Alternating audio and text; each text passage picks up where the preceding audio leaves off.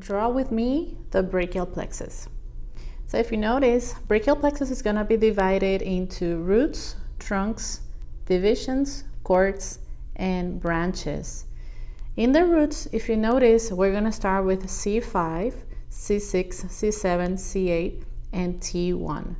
So the first thing we're going to do is we're going to merge C5 with C6, because these two come together. C7 is going to travel alone, and then C8 and T1, it's going to come together. And those are your roots. We're going to come back later for some of the nerves that are coming out of these different sections, but for now, let's just continue with the roots and now trunks. So if you notice, C5 and C6 come together and they form this superior trunk, and they form a middle trunk coming alone from C7, and C8 and T1 form an inferior trunk.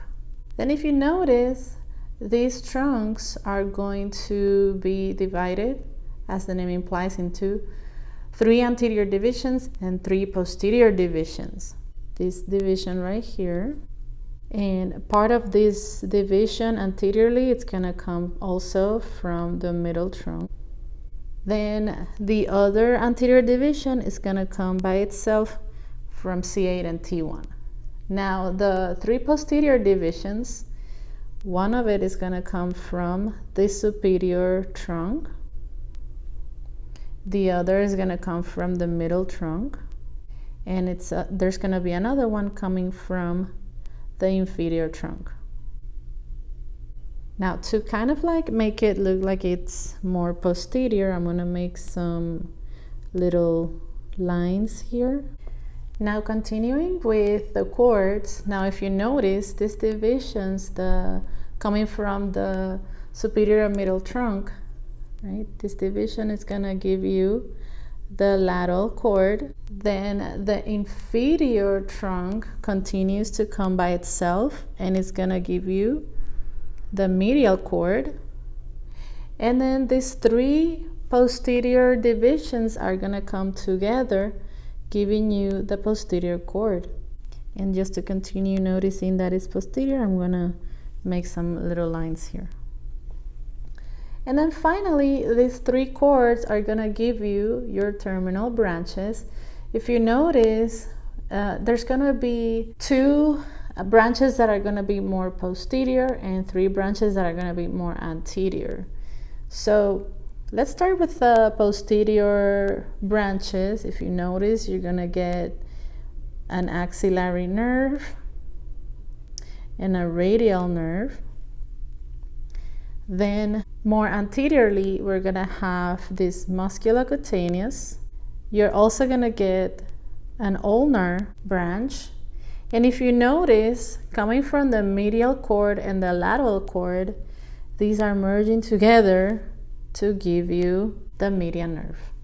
Now, if you look at the cords, lateral, posterior, and medial, there's going to be a few branches coming out of these cords. So first of all, on the lateral side, you're going to have a branch called the lateral pectoral branch. Then from the posterior cord, you're going to get 3 branches. 1, 2, 3.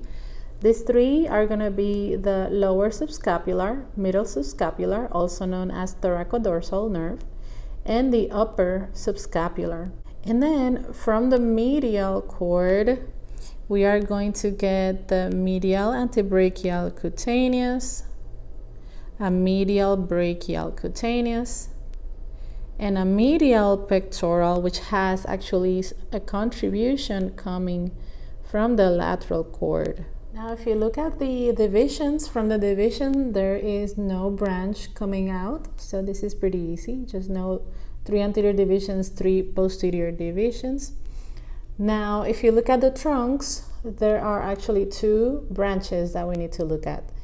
First is going to be the suprascapular branch. And we also have the subclavian nerve. Lastly, if we look at the roots, We also have quite a few branches from here. We're going to start from the most inferior part. If you look at T1 over here, we're going to get a branch from a T2 spinal nerve. We're also going to get the first intercostal passing very closely to this T1. And we're also going to get the long thoracic, which is a pretty important one. Right? So this one actually has contributions starting from C5. So if you look at C5, there's going to be a contribution. C6 is also giving contribution. And C7, it's also giving a contribution to form this long thoracic nerve. And lastly, we got a few more branches. More superiorly, we're going to get the dorsal scapular nerve and a branch to the phrenic nerve. And we're also going to get a few branches that are the nerve to the longus colli and scalenus muscles. So these are coming very close here from C5, C6, C7, C8, and in some cases T1, but I'm gonna leave it just as. And here's your final product if you want to pause the video and take a screenshot to do your own.